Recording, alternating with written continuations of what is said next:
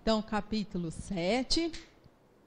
Bem-aventurados os pobres de espírito. Então, nas últimas semanas, a gente terminou o Cristo Consolador, e devotamento e abnegação foram as duas virtudes discutidas e que seriam importantes para nos fortalecer, onde encontraríamos força e paz. E aí, então, começamos agora as bem-aventuranças. E estamos na primeira bem-aventurança, que é bem-aventurados os pobres de espírito. E é nessa construção do que vem a ser pobre de espírito que nós estamos, então, tentando. E a citação de Mateus da semana passada, que inicia esse capítulo, é a seguinte, Bem-aventurados os pobres de espírito, pois que deles é o reino dos céus. Então, a semana passada, a gente gastou um tempinho, porque assim, usualmente, quando a gente chama alguém de pobre de espírito, a gente está falando de uma pessoa ignorante, sem recursos de conquista. E aqui não é essa a colocação do Evangelho. Então, quando ele fala de pobre de espírito, ele está falando daquele que já perdeu um tantão do seu orgulho e tornou-se, por isso, um espírito simples. Porque esse capítulo vai tratar da conquista da humildade. E é com isso que a gente vai trabalhar e tentar construir o nosso entendimento. Dizendo que o reino dos céus é dos simples, quis Jesus significar que a ninguém é concedida a entrada nesse reino sem a simplicidade de coração e humildade de espírito, que o ignorante, possuidor dessas qualidades, será preferido ao sábio, que mais crê em si do que em Deus. Então, quando ele fala aqui, simplicidade e humildade, é simplicidade e humildade de coração. Isso agora vai começar a dar trabalho, porque quando eu fico falando assim, nós vamos ter que usar uma palavra para cada situação, porque muitas vezes a gente confunde humildade com pobreza material. É muito comum a gente falar assim, ela é uma pessoa bastante humilde, querendo dizer assim, ela é muito pobre. E aqui não tem nada a ver. Então, nós vamos ter que ter esse cuidado, porque a gente está agora no risco de, cada vez que eu falar, uma pessoa humilde, um espírito humilde, a gente imaginar pobreza. Não é disso que está tratando. Nós vamos ter que fazer essa desvinculação para construir conceito novo. Porque, olha só, muitas vezes a pobreza material pertence a alguém de uma grande arrogância moral. Então, as duas coisas são de setores diferentes. Então, eu não posso agora misturar, nós vamos ter que desmisturar e construir conceito.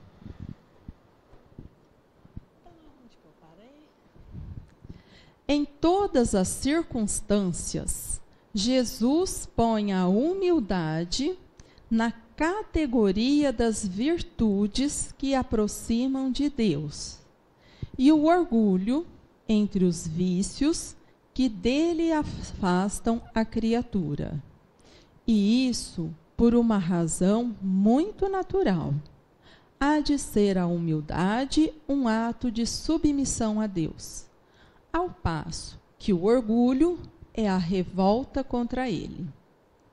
Mais vale, pois, que o homem, para a felicidade do seu futuro, seja pobre em espírito, conforme o entende o mundo, e rico em qualidades morais. Esse simples aqui é um simples de simplicidade, não de ser simplório. Esse espírito simples é simples porque já fez muitas conquistas morais. Ele é tão simples que a expressão máxima dessa simplicidade que nós conhecemos foi Jesus. Olha como que vai mudar o que é simplicidade. Porque quando a gente pensa numa coisa simples, a gente pensa quase assim, numa coisa sem recurso, ela só tem aquilo ali, é simples, é pouco. Não é disso que ele está tratando. Ele está falando daquele que já entende e simplificou, porque já entende tudo. E o simples, ele é tão simples que ele combina com tudo e com todos, sem problema nenhum. Então, com quem Jesus tinha alguma questão a resolver? Ele combinava fácil com todo mundo. Por quê? Porque aquela compreensão, o extremo da simplicidade, fazia uma combinação tranquilamente, mesmo que o outro não tivesse nenhum recurso e o agredisse. Então, isso é simplicidade que o Evangelho vai tratar. Nós não somos simples, nós somos simplórios, ignorantes. A nossa combinação é bastante difícil. Tem muitas questões para que a gente possa combinar com alguém ou situação, porque as exigências ainda são muitas. Opa! Quem é que faz muita exigência em situação? O que precisa ter para fazer exigência? Qual é a característica de um espírito que faz muita exigência? Começa a pôr muita questão para fazer as coisas. Alguém já me ajudou aqui. Orgulho. Eu só faço se isso, eu só vou se aquilo, eu só ajudo se tal... comecei a colocar muitas questões, eu estou mostrando tanto que eu sou complicado. Eu só ajudo se for de tal forma, eu só colaboro se for no tal dia, eu só faço se tal... comecei a ficar muito complicada. Não tem nenhuma simplicidade, eu não dou conta de fazer combinação. Porque essa complicação está ligada a esse estado de ignorância, falta de construção do que seja verdadeiramente o bem.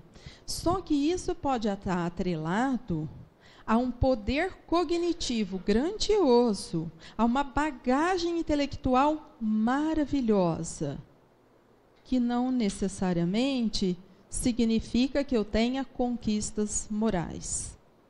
Então, é desconstruir, porque agora nós vamos ter que construir esse conceito do que ele está falando, pobre de espírito, que são esses espíritos que conquistam esta simplicidade.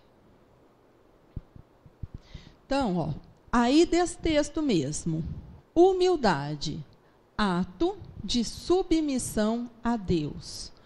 Orgulho, revolta contra Deus. Então, no capítulo anterior, quando ele falou do devotamento e da abnegação, ele disse que era necessário ser submisso à vontade de Deus. E eu lembro que a gente até colocou assim, a palavra submissão é uma palavra que, para nós, ela ainda é indigesta. A gente tem meio que um ranço com a palavra. Mas eu preciso entender que esta submissão a Deus é ser submisso à lei de amor, que é a única que faz regência na nossa vida. Quando eu afasto, eu entro num estado de tormento e desequilíbrio.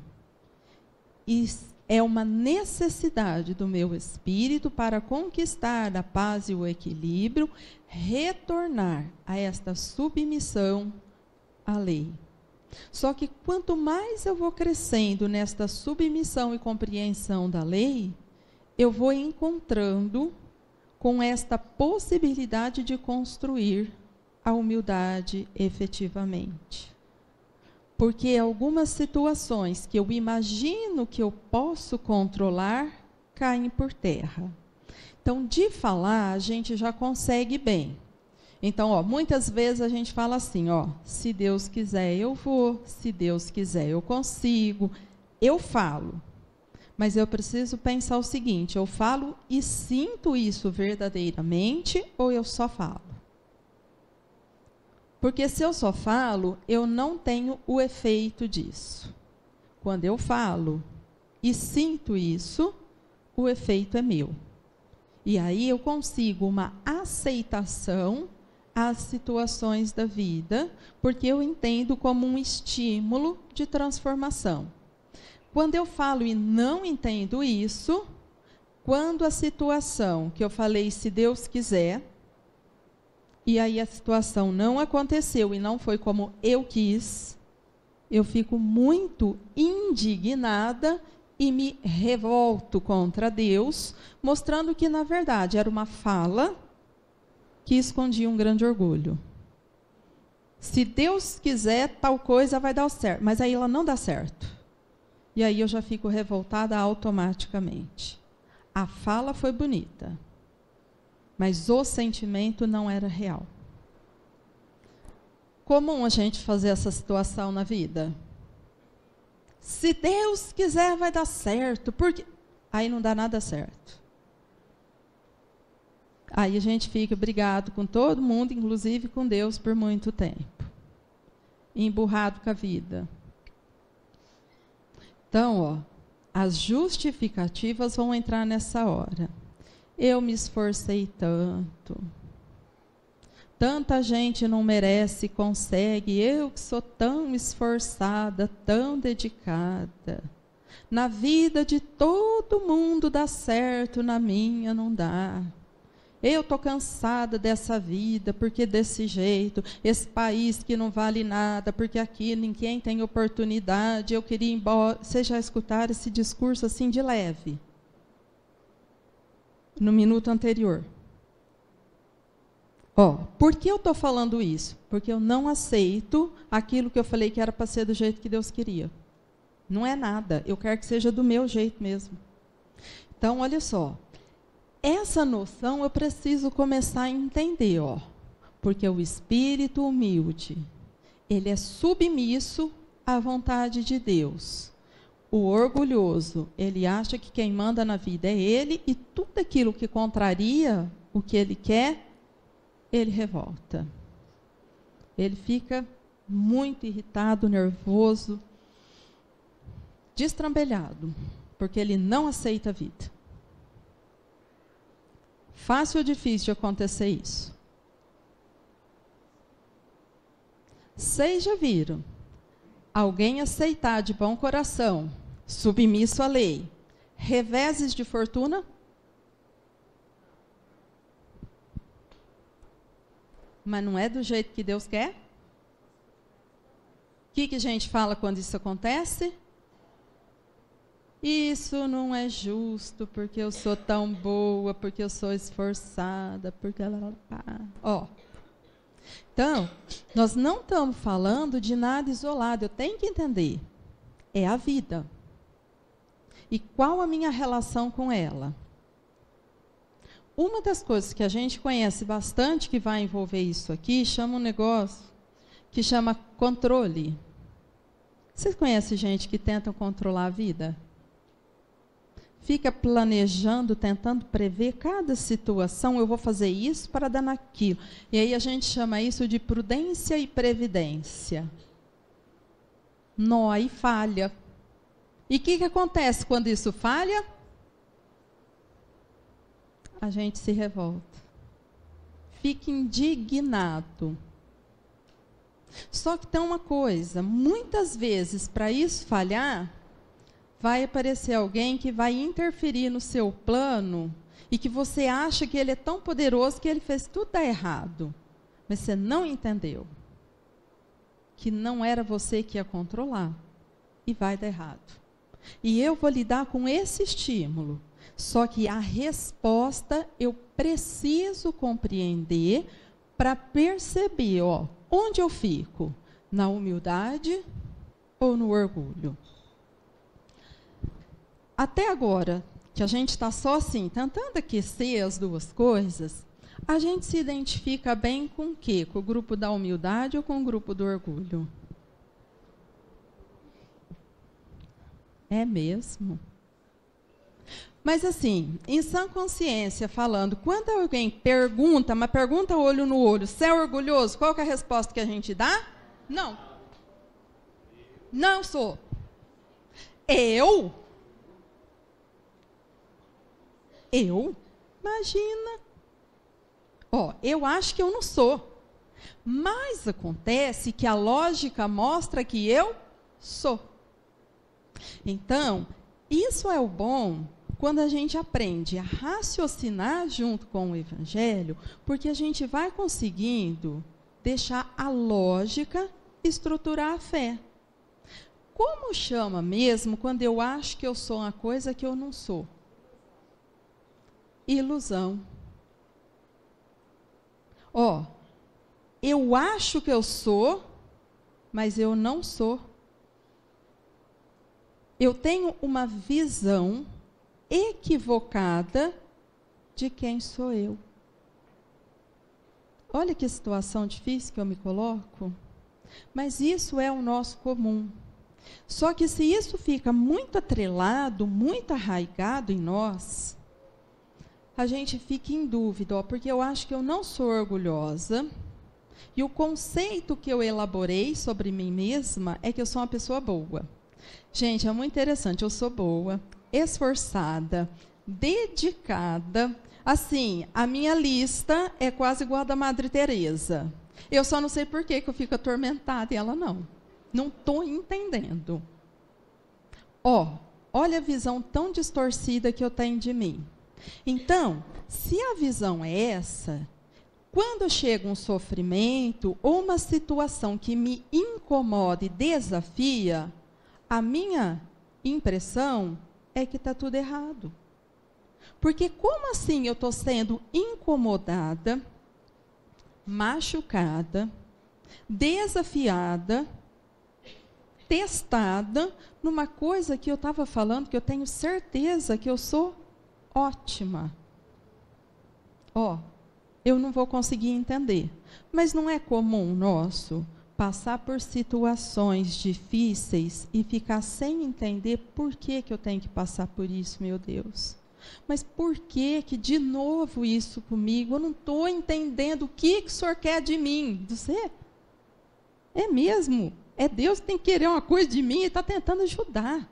Mas eu não entendo, eu acho que Ele está me zoando, porque não é possível, toda hora Ele me provoca. Nossa, de novo um pensamento orgulhoso, achando que Deus para tudo e fala, é com você, agora eu vou gastar o dia. Nossa, que difícil. Tá vendo como que o orgulho vai elaborando coisas esquisitas? E a gente faz isso com Deus, e a gente faz isso com as pessoas.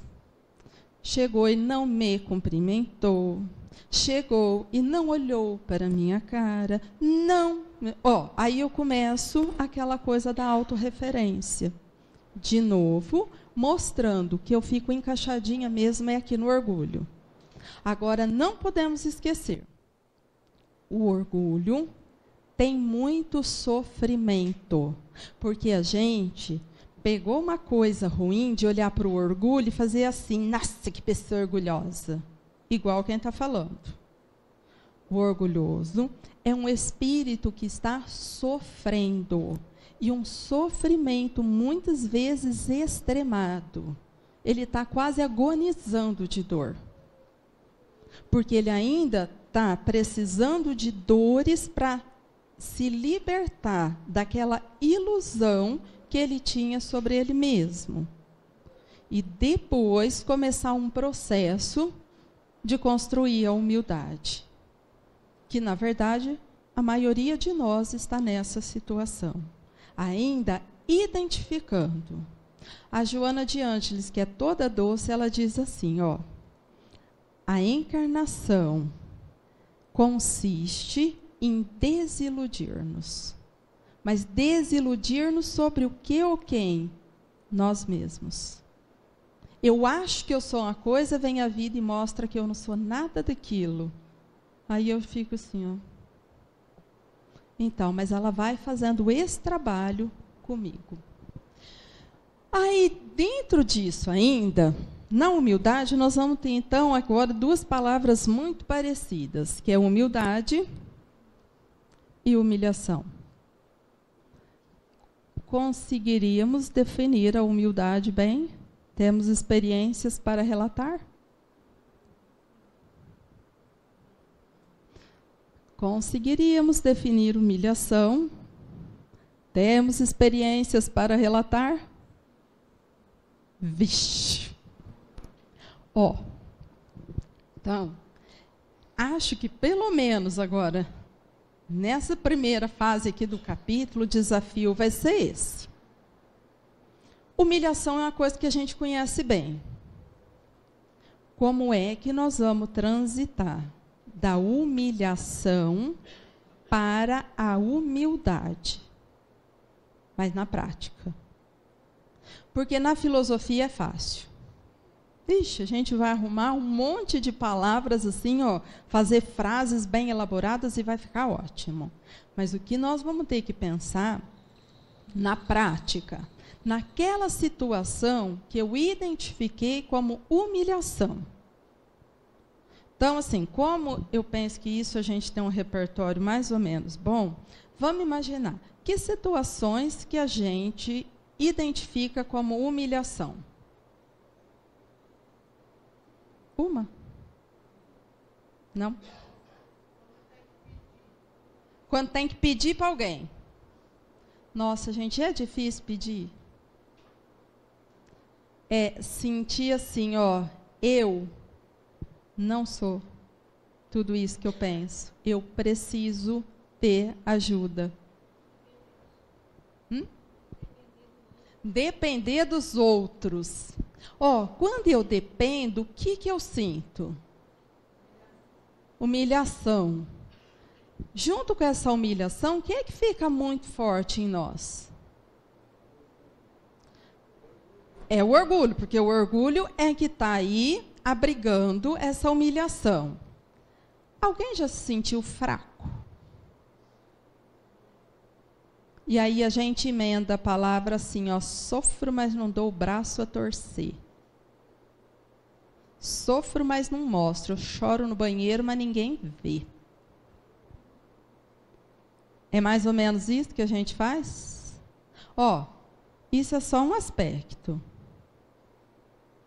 Então, eu vou ter que começar a pensar. Por que me dói imaginar que as pessoas vão me achar fraca? Por que isso é ruim? Qual é o problema? Por que eu me seguro nisso? E a gente já entendeu que isso é orgulho ou ainda estamos em dúvida? Entendemos ou não? Sim ou não? Ai, que alívio! A nossa luta é contra o orgulho? Todo mundo já está disposto a reverter isso ou ainda não? Então, porque nós vamos ter que achar um caminho para chegar lá na humildade. Então tá, pedir é uma situação que às vezes traz humilhação. Qual a outra? Oi. Pedir desculpa? Essa, hein? Pedir desculpa, a gente sente humilhado.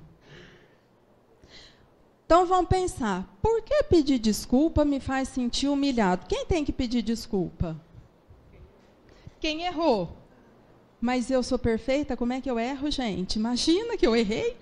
Sei que me provocou, é claro. Não foi.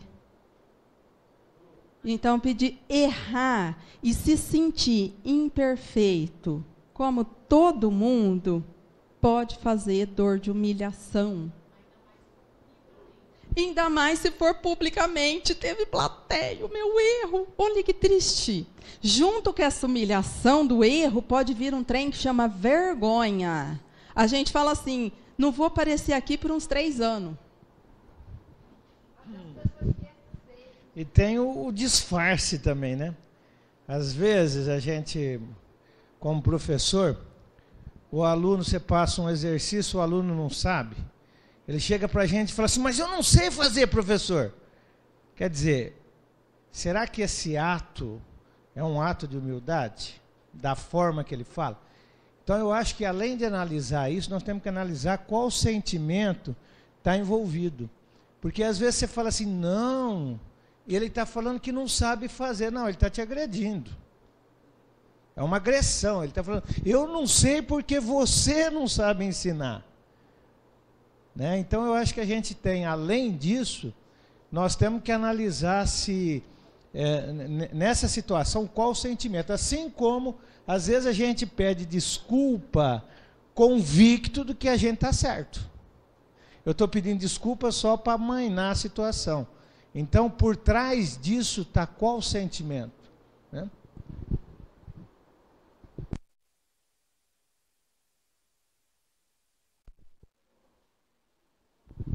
Ó, que mais que faz a gente sentir humilhação? Não precisa não, é pouquinho.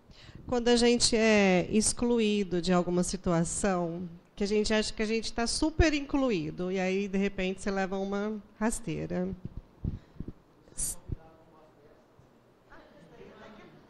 Ó, se sentir excluído, rejeitado, traz dor de humilhação?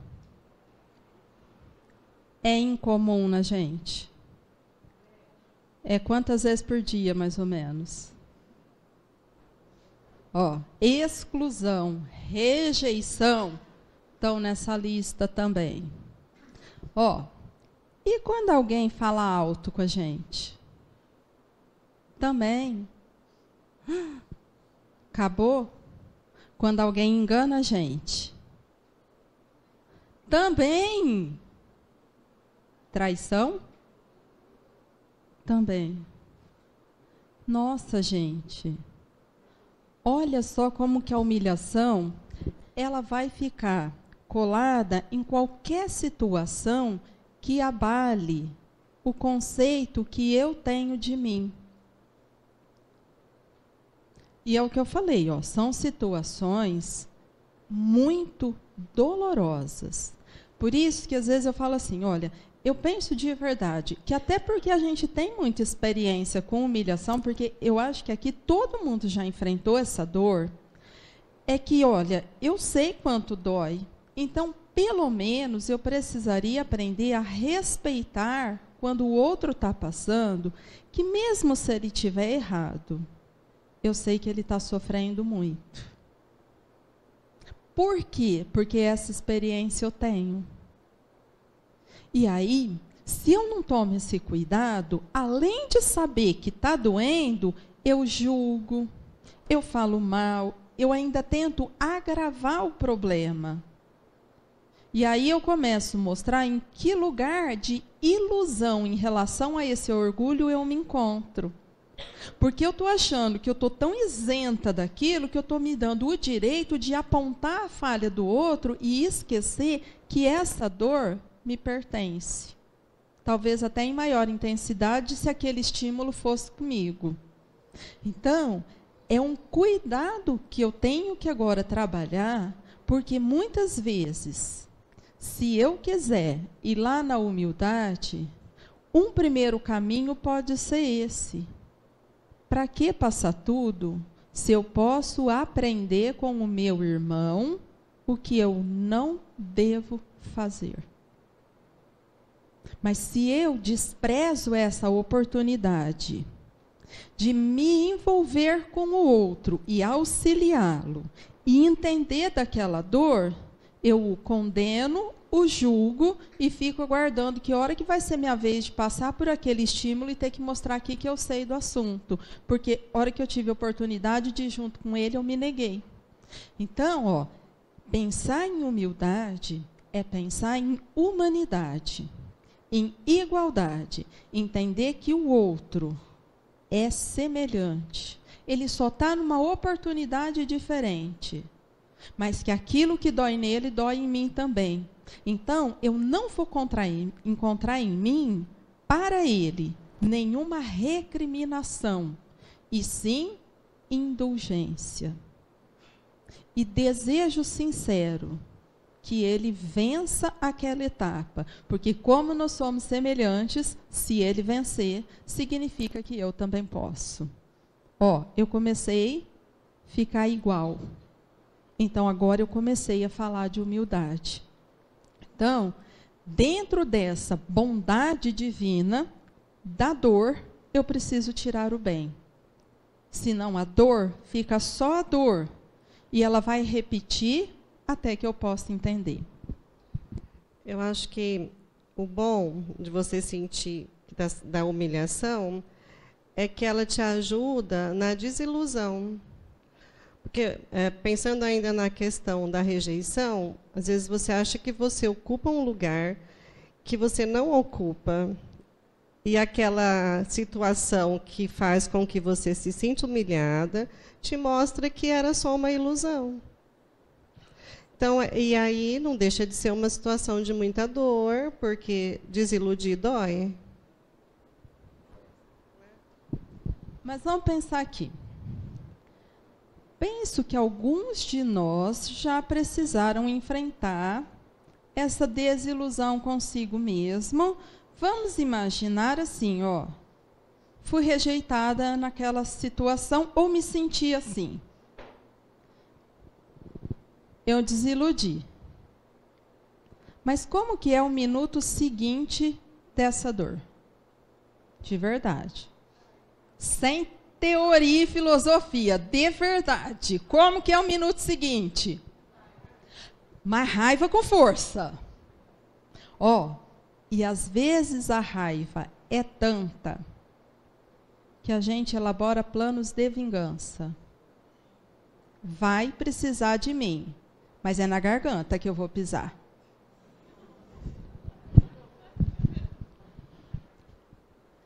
Não estou sozinha na fila, não. Entenderam? Aí a gente usa coisas amenas, como assim, o mundo dá volta, uma hora em cima, outra embaixo.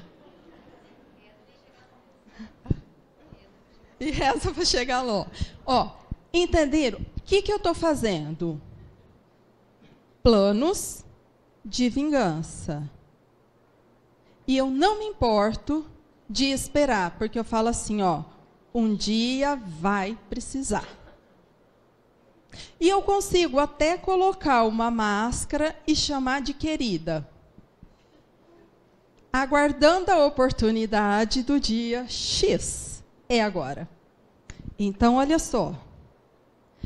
Isso é importante porque eu preciso saber quem sou eu. Ainda compõe a vingança. Você me fez sofrer.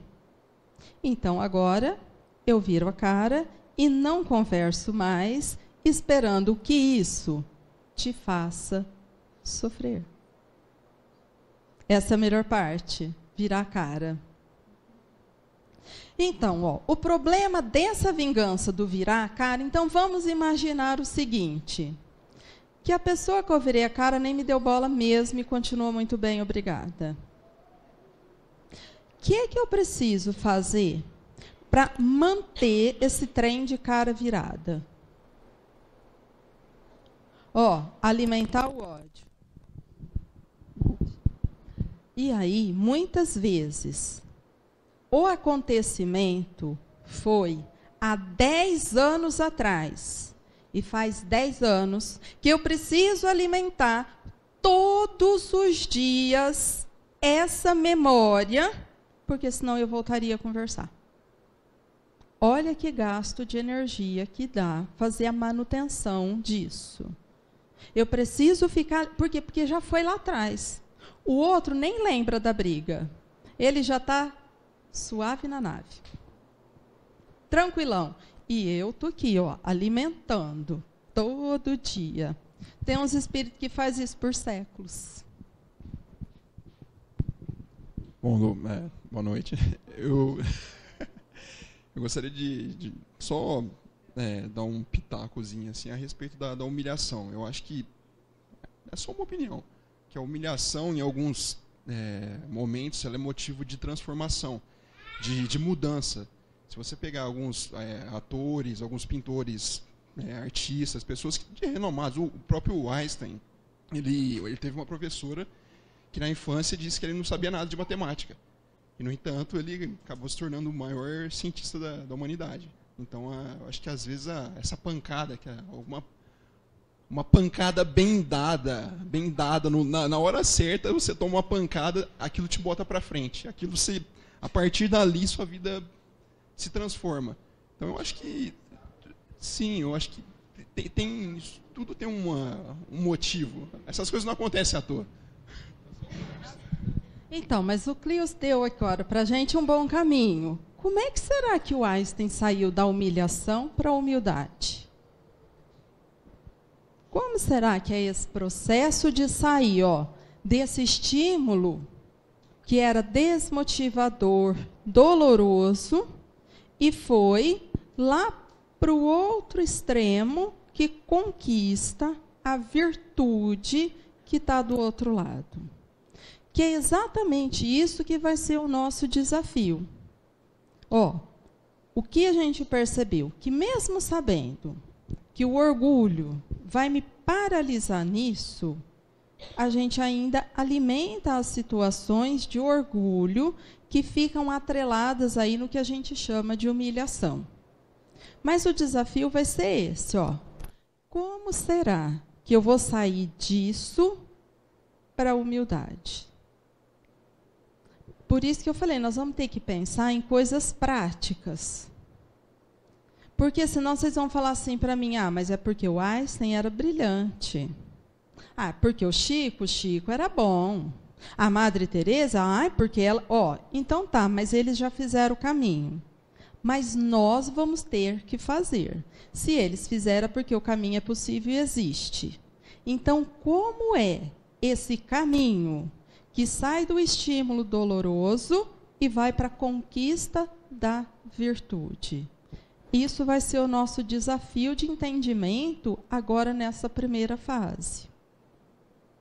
Porque me parece que, assim, humilhação, todo mundo aqui está tendo alguma experiência, e eu percebo que quando alguém fala, vários outros, tipo assim, entendi exatamente o que você falou. Já passei por isso. Ou seja, é o nosso tema. Esses sofrimentos que ficam ligados à humilhação e à raiva, à vingança, que vem depois dessa dor, também é um repertório nosso bastante conhecido. Ok. Então, vimos no slide anterior que o orgulho ainda temos uma identificação grandiosa, e, por isso, a humilhação é onde a gente tem um vasto repertório de experiências. E agora? É isso que a gente vai pensar. O Cleus apontou, então, o Einstein como aquele que recebeu aquele estímulo doloroso e daquilo saiu para mostrar a sua grandiosidade. E nós? O que nós vamos fazer? A partir do estímulo doloroso, como é que eu vou fazer esse caminho de transformação? Essa é a nossa pergunta que a gente vai ter que resolver hoje. Qual é? Não, de verdade, tem gente aqui que já fez esse caminho, nem que foi um caminho curtinho, assim, atravessei a rua. Está valendo. O que a gente já conseguiu fazer? O que a gente tem de experiência com isso? Sabe por quê? Porque a gente não é nota zero de humildade. 1,5.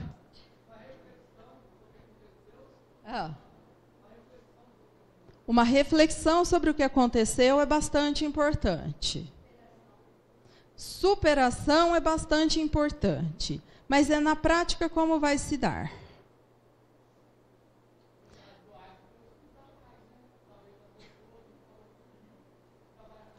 O Cleus apelou, né?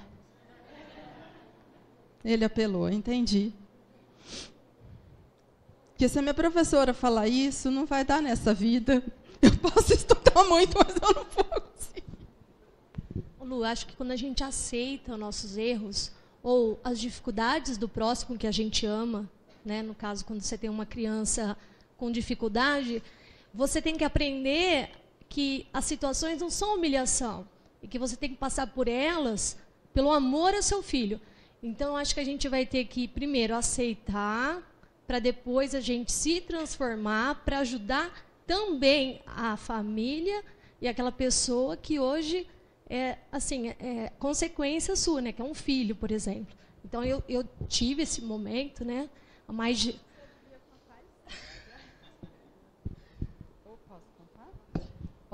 A Mércia falou de aceitação, mas é porque ela tem experiência. E eu queria que todo mundo pensasse se na sua hora de humilhação, você pensou em aceitar.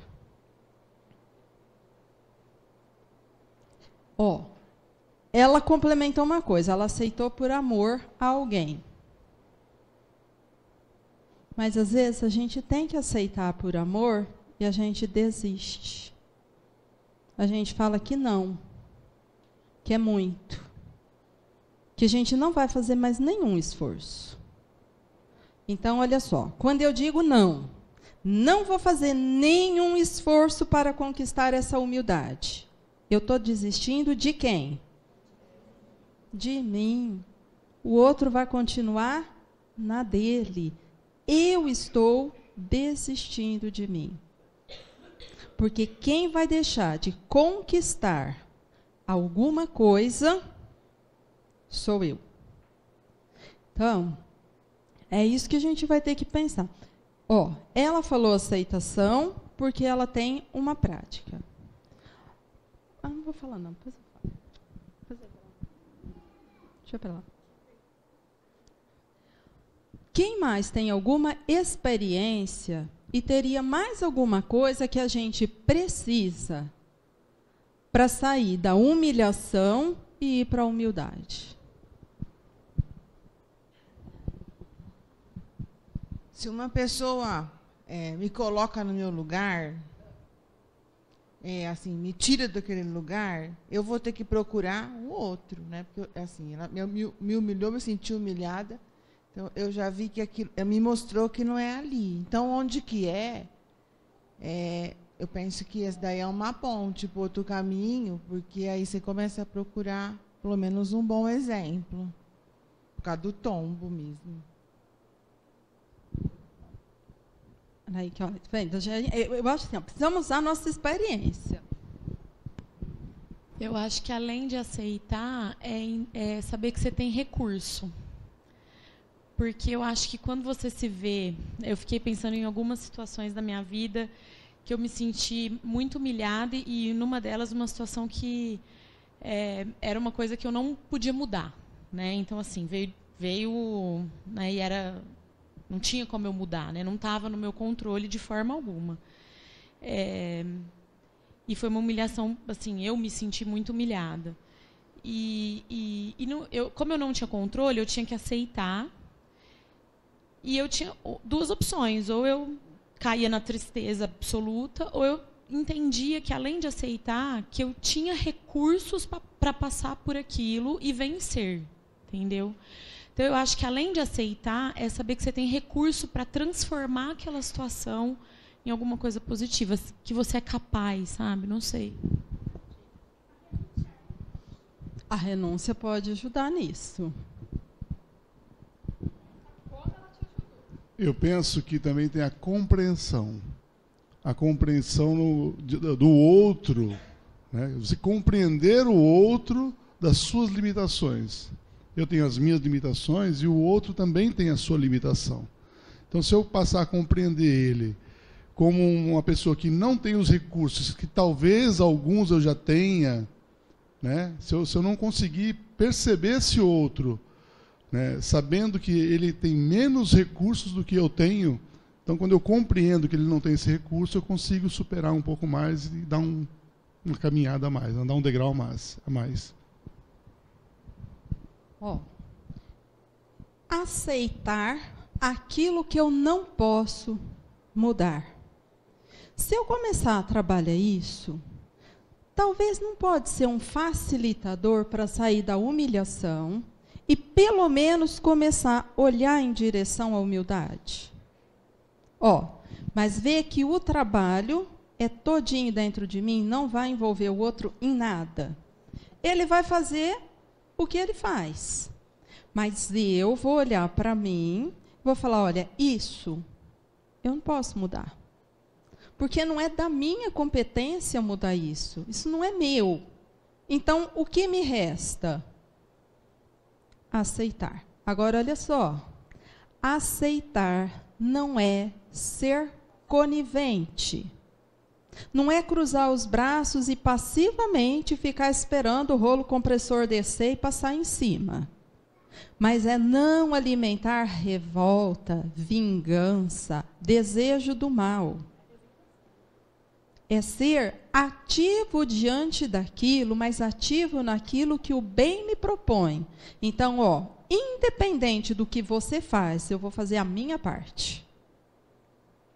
Porque eu aceitei que você escolhe lidar assim com esta situação. E não sou eu quem determina o seu jeito de agir, porque eu não mando em você. Mas eu posso determinar o meu jeito e o meu esforço para modificar a minha forma de entender essa situação. Eu posso buscar recursos, porque, olha, muitos de nós aqui já somos capazes mesmo da disciplina, de atos generosos, bondosos, pacíficos. Muitas coisas de recursos nós já construímos. Em plenitude? Não. Mas a gente já andou em algumas situações relativamente bem. A gente não é mais aquele espírito ignorante lá do primitivo. A gente tem uma boa noção. Então, se eu lançar mão dos meus recursos e compreender que o outro tem direito de ser quem ele é, e o que ele é não diz respeito a mim, mas diz respeito a ele, nós vamos encontrar uma palavra que ultimamente foi bastante falada, que é a tal da alteridade. Eu posso gostar de você apesar de. Você não é do jeito que eu penso. Você não é como eu acredito que as coisas devam ser. Mas eu posso entender e gostar de você apesar de. Não concordo, mas respeito. Me esforço para ampliar minha capacidade e continuar. Eu não vou ser conivente, mas eu não te desejo mal. Eu não penso em destruição. Eu não vou gerar violência contra você, porque agora eu estou transitando de uma coisa que chama humilhação para outra margem que chama humildade. Porque é isso que eu quero para mim. Então, aí a gente vai entender que o Chico, lembra quando ele coloca? Eu ficaria muito mais triste se eu tivesse sido o agressor. Mas como foi o outro, a ele eu dou o direito de ser quem ele é. Mas a mim, eu exijo que eu seja cada dia melhor. Porque o único questionamento dele era o que ele fazia diante de cada situação. Do outro eu não tenho controle nenhum. Então, com o outro eu não posso fazer nada. Porque o outro fugiu. Não me diz respeito. Então, isso é toda uma mudança agora de ponto de vista para que eu consiga fazer essa transição. Porque se eu não conseguir fazer a transição, eu vou continuar aumentando a lista de humilhações que eu conheço e o tanto que isso dói e me incomoda. Só que essa lista vai aumentando. E a lista da humildade, que é aquela que me traz paz, equilíbrio, força, coragem, eu vou abrindo mão. Por quê? Porque quando eu desisto de fazer a construção.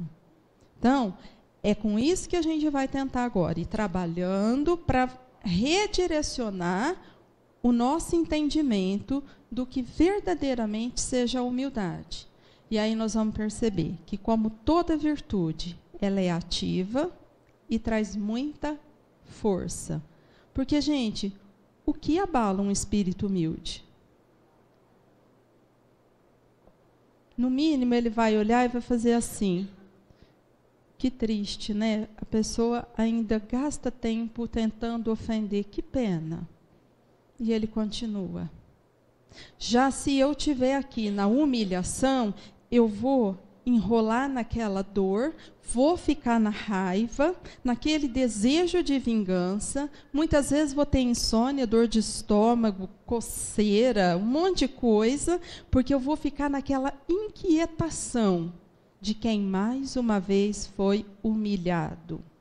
E como humilhado, ele ainda alimenta nele revolta com a lei, o complemento da humilhação é se sentir injustiçado.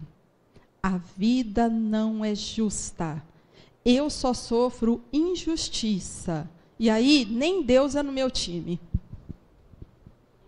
Às vezes a gente se pergunta sempre nessa questão da injustiça, do injustiçado, e como se a gente tivesse que também ficar nulo em relação à injustiça. Lógico que ir lá lavar a alma ou de vingança, não, mas assim, quando a gente tem a condição de fazer um exemplo, você foi numa loja, tecnicamente você foi roubada, tá? Aí você vai ficar chateado nessa injustiça, mas quem te roubou, para que tenha também que aprender com o erro dele, isso precisa que fique claro. Você vai ficar quieta ou você vai chegar e falar, olha, aconteceu isso, agora as coisas se resolvam? Eu acho que é um questionamento, que bom, né, que você trouxe, porque é um questionamento que vai acontecer inteirinho dentro de nós. O meu desejo de voltar lá e tomar algumas atitudes pode ser só desejo de vingança. Sabe a cena clássica do mercado? Quem que é o gerente dessa espelunca? Como é o nome da mocinha? Pode deixar que eu já resolvo. Aí eu movo céus e terras de ódio.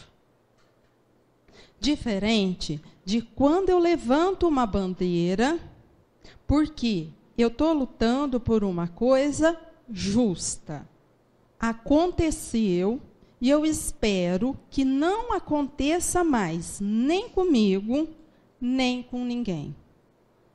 Eu não quero que essa loja vá à falência, feche, então eu não quero um escândalo, mas eu quero conversar educadamente, inicialmente, mas eu quero mostrar uma atitude assertiva de quem respeita, mas não concorda. Né? Isso em casos grandes. Mas olha só, isso em coisas pequenas a gente faz o tempo todo.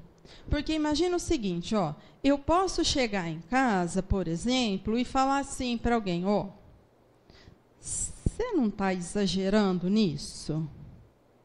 Você não está passando do limite? Uma coisa. Outra coisa, eu falo assim, vai comer de novo, você vai explodir. Ó, num teve respeito, no outro eu avacalhei. Então, ó, eu estava buscando entender. Essa pessoa tem uma dificuldade, eu estou vendo a dificuldade lastrar e não estou falando nada, ela está se afundando nisso, eu preciso pôr um limite. Na outra, eu vou lá na dor e cutuco e faço doer.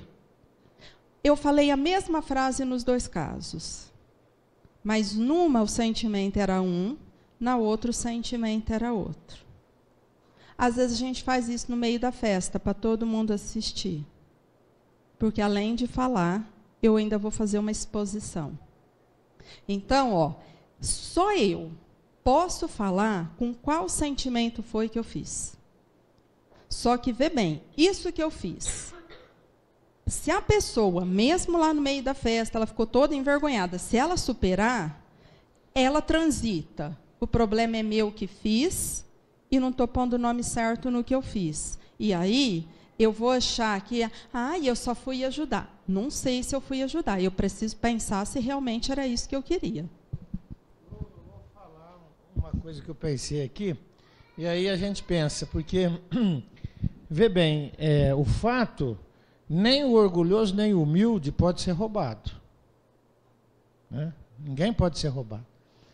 Só que quando eu vou levar lá para a pessoa da loja, eu posso levar com muito ódio.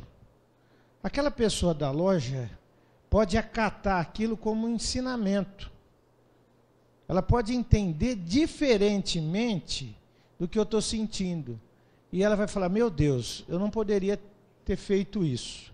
E a partir daí, ela passa a ter uma postura diferente. Porém, eu não melhorei nada. Eu não arrumei nada dentro de mim, porque o meu sentimento é um sentimento de ódio. É igual caridade. Eu vou entregar uma cesta básica.